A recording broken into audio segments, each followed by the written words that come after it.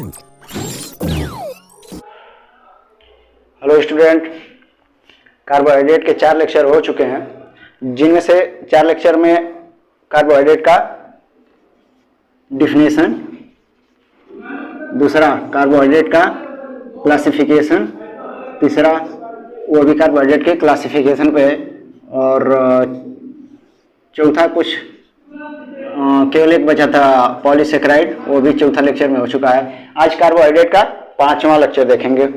Carbohydrate के 5वां lecture में एक चीज और छूटा रह गया है, जो on the basis of hydrolysis,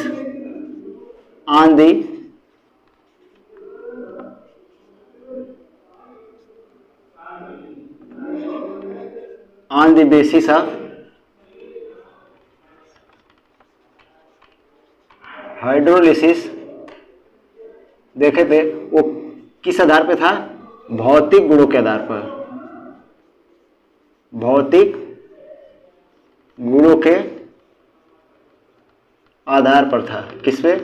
जल अपघटन के आधार पर जो था, जल अपघटन के आधार पर, जल अपघटन के आधार पर था।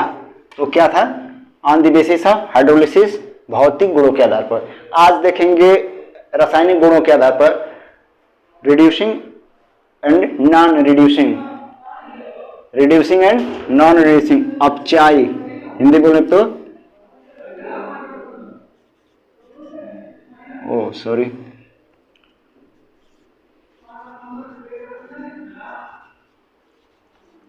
मार्कर चल नहीं रहा एक्स के।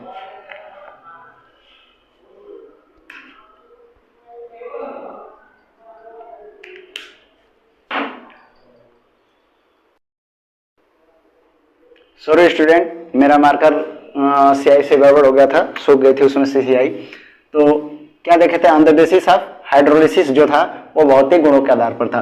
दूसरा देखेंगे रासायनिक गुणों के आधार पर,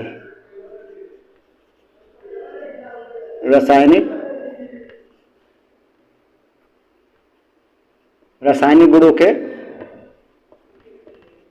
आधार पर। तो रासायनिक गुणों के आधार पर 2 भागों में बांटा गया है, अपचायी एवं अनपचायी, अपचायी एवं अनपचायी, जिसे बोल देंगे रिड्यूसिंग और दूसरा नॉन रिड्यूसिंग। क्या था? क्या रहा कि जो इससे पहले 5 बताए थे on the basis of hydrolysis पे, मोनोसेकेराइड, डाइसेकेराइड, पॉलीसेकेराइड और शुगर एंड नॉन शुगर, उस पे किस पे था? भौतिक गुणों के आधार पर, on the basis of hydrolysis. और इसके बाद क्या है? रासायनिक गुणों के आधार पर। तो अपचायी एवं अनपचायी, अपचायी एवं अनपचायी। तो अपचायी क्या और अनपचायी क्या है देख लेते हैं। और एक चीज गड़बड़ हुआ था, नॉन शुगर में जो था, नॉन शुगर में, उसके लिए माफी चाहूंगा, नॉन शुगर में जो बताया था, जो बच्चा SSC इस एग्जाम नहीं पास कर पाता है वो क्या होता है? Non sugar. लेकिन यहाँ बताया था कि क्रिस्टलाइन इन सॉलिड नहीं होता है, लेकिन ऐसे नॉन शुगर में सॉल्युबल इन वाटर नहीं होता है, सॉलिड इन टेस्ट नहीं होता है, लेकिन क्रिस्टलाइन इन नेचर होता है। तो इसके लिए माफी चाहूंगा।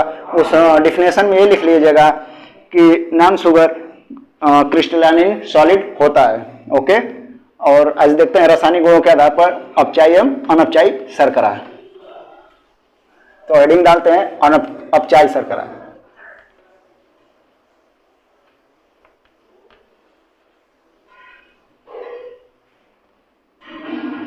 पहला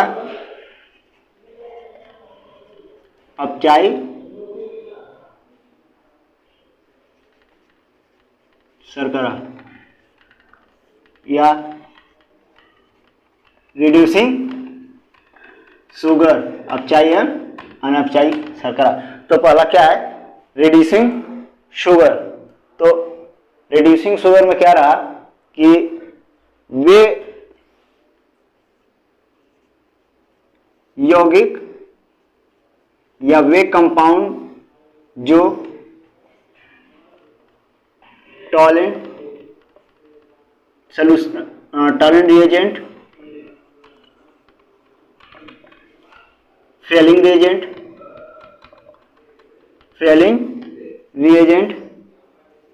and Benedict solution and Benedict. जो बच्चा हिंदी में है तो इसे हिंदी में लिख लेगा। ये सब टैलेंट, फेलिंग और जो बेनेडिक्ट है ये सब केमिस्ट के नाम है, सब वैज्ञानिकों के नाम है। Tollens, Benedict and Tollens, Fehling और बेनेडिक्ट के साथ रिएक्ट करने पर, मतलब क्रिया करने पर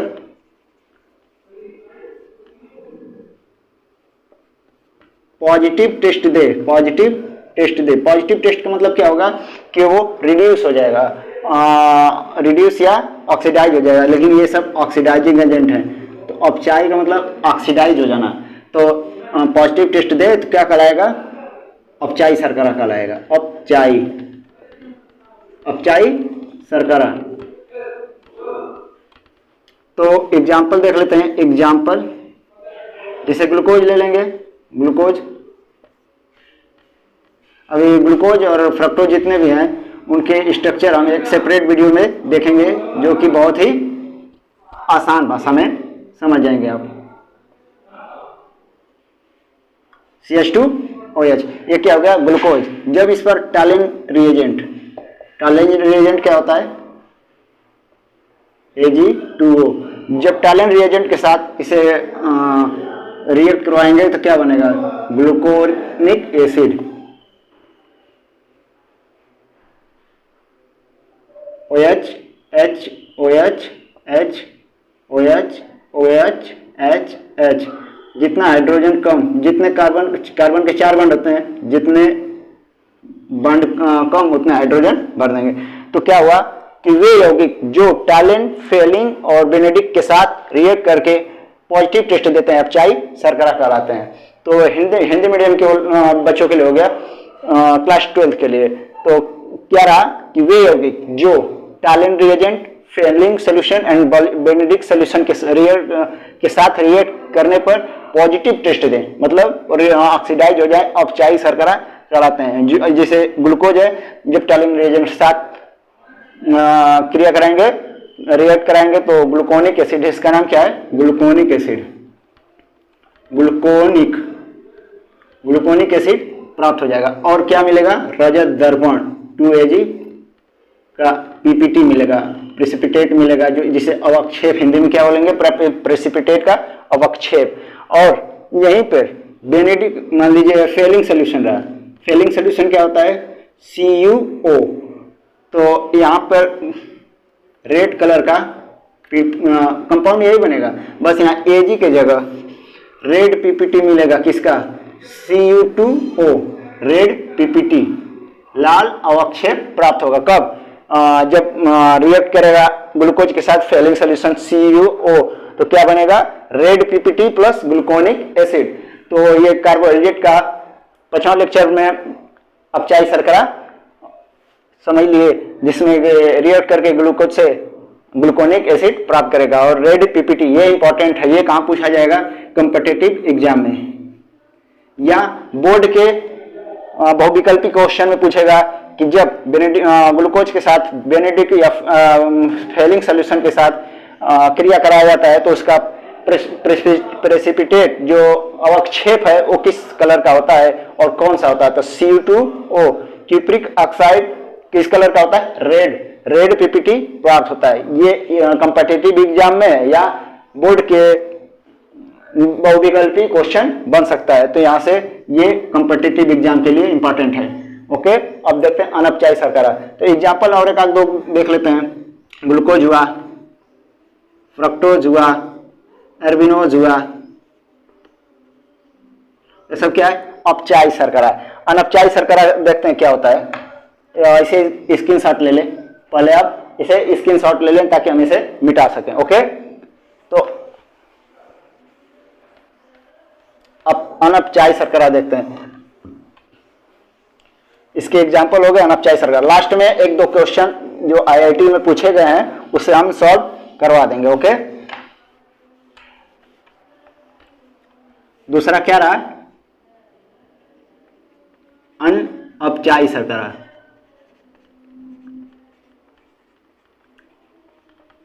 अनपचाई शर्करा। दूसरा क्या रहा है? अनपचाई शर्करा।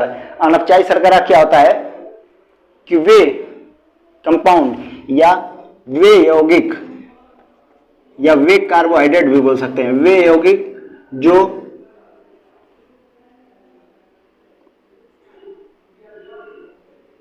Tollens reagent, Benedict solution, and short में लिख दे रहा हूं इसे तो आगे लिखा ही हूं, Tollens reagent, Benedict solution and Fehling solution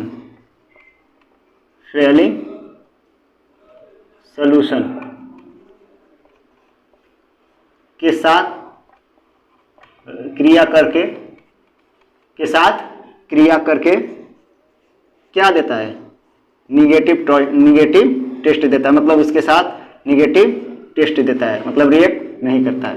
जैसे सुक्रोज हुआ, सुक्रोज से जब Tollens reagent, Fehling solution and Benedict solution के साथ क्रिया करेंगे तो निगेटिव टेस्ट मिलेगा। क्यों? क्योंकि सुक्रोज में सुक्रोज का जल अपघटन बताए थे दूसरे लेक्चर में कि जब जल अपघटन कराने पर क्या मिलता है? Glucose plus fructose. तो ग्लूकोज का C1 कार्बन और फ्रक्टोज का C2 कार्बन, मतलब C1 कार्बन एनोमेरिक कार्बन होता है और फ्रक्टोज का C2 कार्बन एनोमेरिक कार्बन होता है। पूछता है कॉम्पिटिटिव एग्जाम में कि ग्लूकोज का C1 कार्बन और फ्रक्टोज का C2 कार्बन कौन सा एनोमर होता है? तो एनोमेरिक कार्बन होता है। कौन से एनोमेरिक कार्बन होता है? पूछेगा कि ग्लूकोज का एनोमर कार्बन कौन सा एनोमेरिक कार्बन होता है? तो C1 और फ्रक्टोज का C2। ग्लूकोज का C1 और फ्रक्टोज का C2 कार्बन एनोमर होता है, एनोमेरिक कार्बन होता है। तो फ्रक्टोज में क्या होता है कि ग्लूकोज और फ्रक्टोज, जो फ्रक्टोज होता है उसका एनोमेरिक कार्बन और ग्लूकोज का C1 कार्बन सुक्रोज के साथ यही दोनों रिएक्ट किए रहते हैं, तो इसका जो कार्बोनिल ग्रुप है व्यस्त रहता है, यही इसमें रिएक्ट किया रहता है, इसलिए टॉलेंट रिएजेंट, फेलिंग सोल्यूशन और बेनेडिक्ट सोल्यूशन के साथ निगेटिव टेस्ट देता है। सुक्रोज हुआ, सभी सुक्रोज के साथ सेलुलोज हो जाएगा इटीसी, तो इसे अनपचाई शर्करा कहते हैं। तो आगे 2 से 3 क्वेश्चन उठाया हूं मैं IIT के, उसके सॉल्व करवा देता हूं। ये आप स्क्रीन शॉट ले लीजिए। यहां से कार्बोहाइड्रेट का क्लासिफिकेशन समाप्त हुआ। अब अगले वीडियो में सेपरेट कार्बोहाइड्रेट का एक सेपरेट जो सभी ग्लूकोज, फ्रक्टोज, राइबोज, एर्बिनोज सबके एक सेपरेट वीडियो बनेंगे जिसके स्ट्रक्चर आपको खींचने सिखाया जाएगा बहुत ही नॉर्मल मोड में। तो आप इसे स्क्रीनशॉट ले ले और IIT के 2 से 4 क्वेश्चन मैं करा देता हूं अभी के अभी।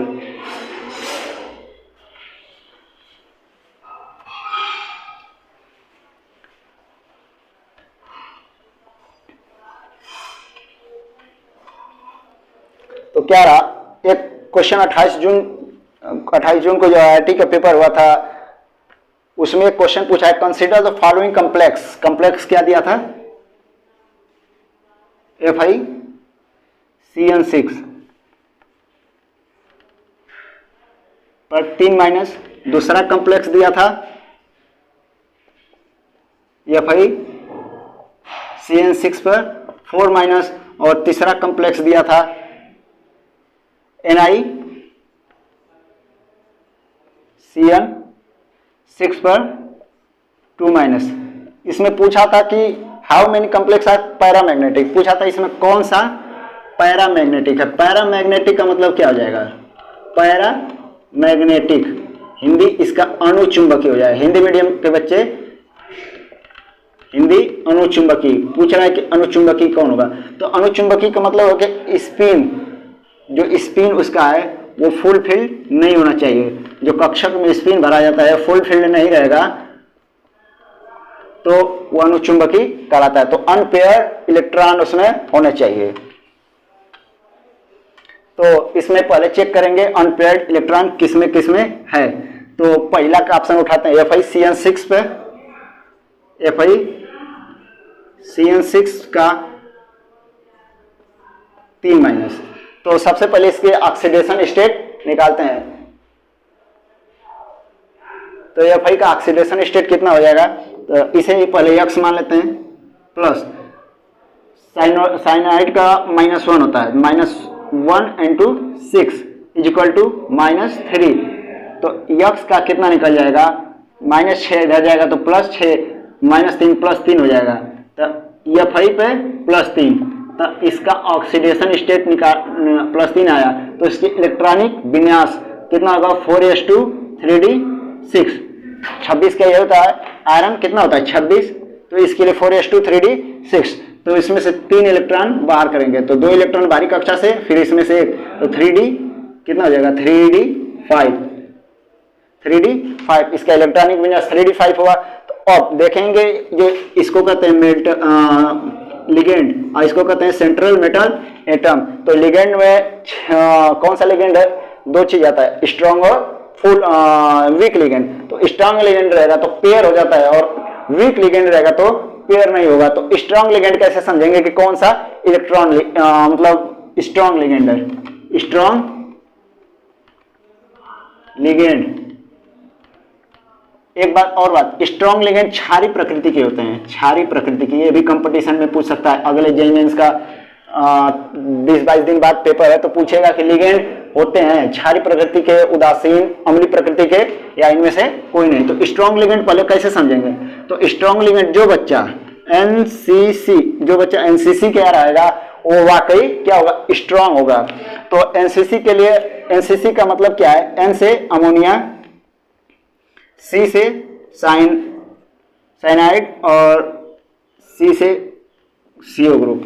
ये तीनों एनसीसी, जिसके पास एनसीसी 98% इसी से आपके कंपटीशन एग्जाम में मतलब क्या हो जाएगा, स्ट्रॉन्ग लिगेंड में काम कर जाता है। तो एनसीसी, जिसके पास एनसीसी रहेगा वो स्ट्रॉन्ग लिगेंड, अन्यथा वीक लिगेंड। तो यहां से एनसीसी इसके पास है, CN है, तो यहाँ पे इसका पेयर हो जाएगा।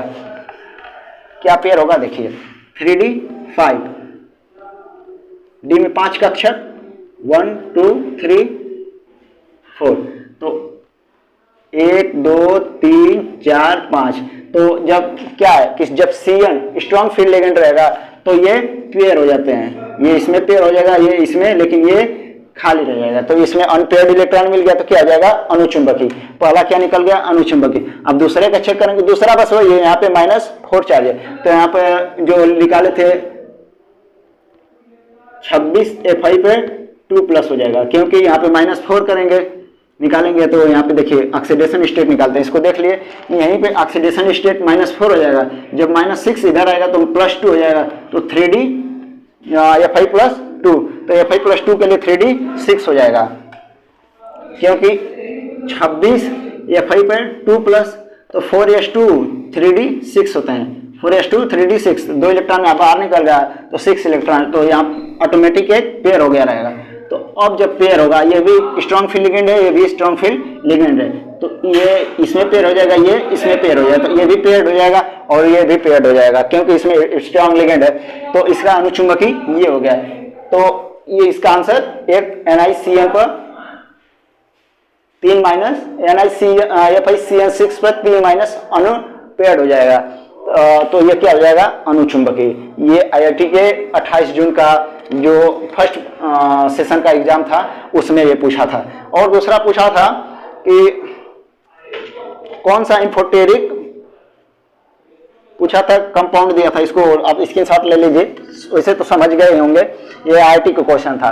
अगर आप इसे मन से पढ़ते हैं तो ये उसका पोर्शन था, कोऑर्डिनेशन केमिस्ट्री, जो बोर्ड का सबसे आखिरी चैप्टर है। फिजिकल केमिस्ट्री जो इनऑर्गेनिक केमिस्ट्री है उसका लास्ट चैप्टर है, और कोऑर्डिनेट केमिस्ट्री। तो आप एक और क्वेश्चन पूछा था, Cl2O7 and Na2O, which of this is amphoteric oxide या बेसिक ऑक्साइड या एसिडिक ऑक्साइड। ये पूछा है कि एसिडिक होगा कि बेसिक होगा कि एम्फोटेरिक होगा। तो तीन ही चीज न्यूट्रल होते हैं, न्यूट्रल ऑक्साइड, उदासीन ऑक्साइड क्या होते हैं, CO, NO और N2O। ये 3 रख लीजिए, एग्जाम के शायद अगले पेपर में हो सके तो इसमें से क्वेश्चन उठा के पूछ दे कौन सा न्यूट्रल ऑक्साइड है। ओके,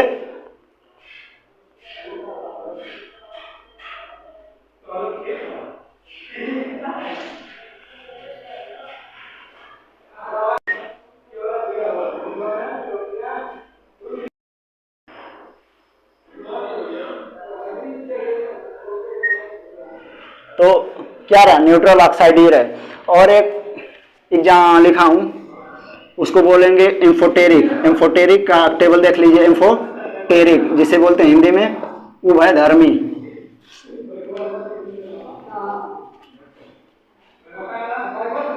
एम्फोटेरिक का क्या रहा,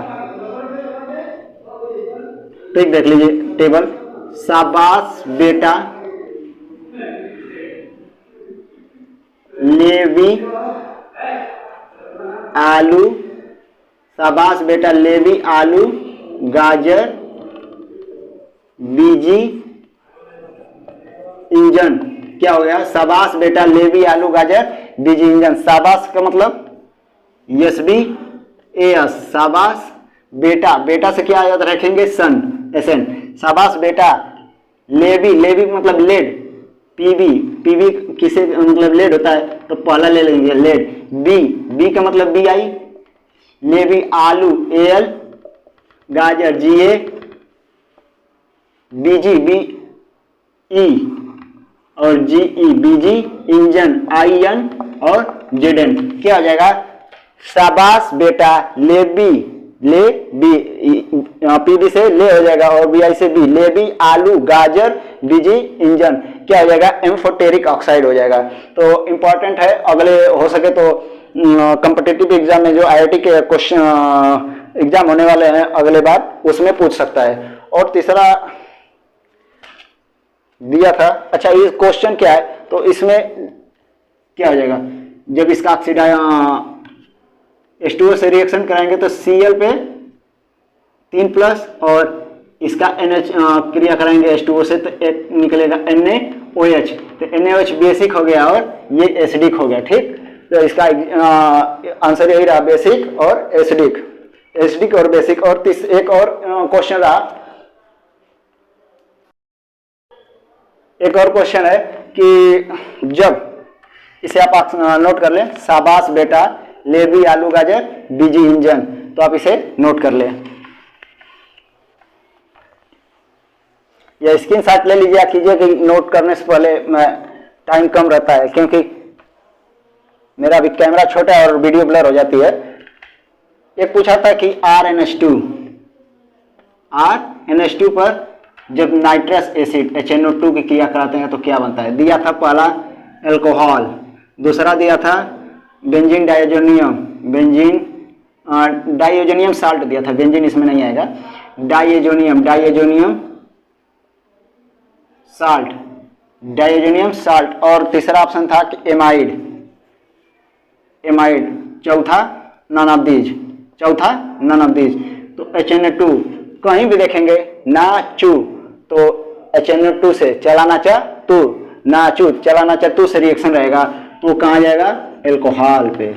अगर यहीं पे बेंजीन रहता, यहीं आर के जगह बेंजीन रहता तो वो बेंजीन डाइओजोनियम क्लोराइड मतलब डाइओजोनियम साल्ट की तरफ अग्रसर रहता, लेकिन बेंजीन रहने के साथ साथ वो बाउंड कर देता है 0.5 सेल्सियस, टेम्परेचर बाउंड कर देता है 0.5 सेल्सियस, तब डाइओजोनियम साल्ट की तरफ अग्रसर रहता है। लेकिन अगर एलिफैटिक है तो एल्कोहल पर पहुंचेगा, तो इसका ऑप्शन एल्कोहल हो जाएगा। ओके।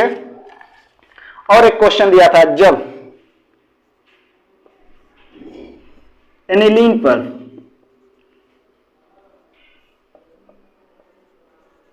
ब्रोमीन वाटर की क्रिया कराते हैं तो क्या बनेगा। जब एनिलीन पर ब्रोमीन वाटर की क्रिया कराते हैं तो क्या बनेगा। ये अल्कोहल और एमीन से क्लास 12 के एनसीईआरटी से क्वेश्चन उठाया गया है। तो क्या बनता है, bromine NH2 group 2,4,6 tribromo aniline बनेगा, 2,4,6 ट्राइब्रोमो एनिलीन बनता है। तो इसका ऑप्शन आंसर ये रहा। तो ये सब आईआईटी का क्वेश्चन है, देख लीजिए, और बहुत ही आसान क्वेश्चन है। अगर आप एनसीईआरटी पढ़े होते तो क्वेश्चन बहुत ही आसान था।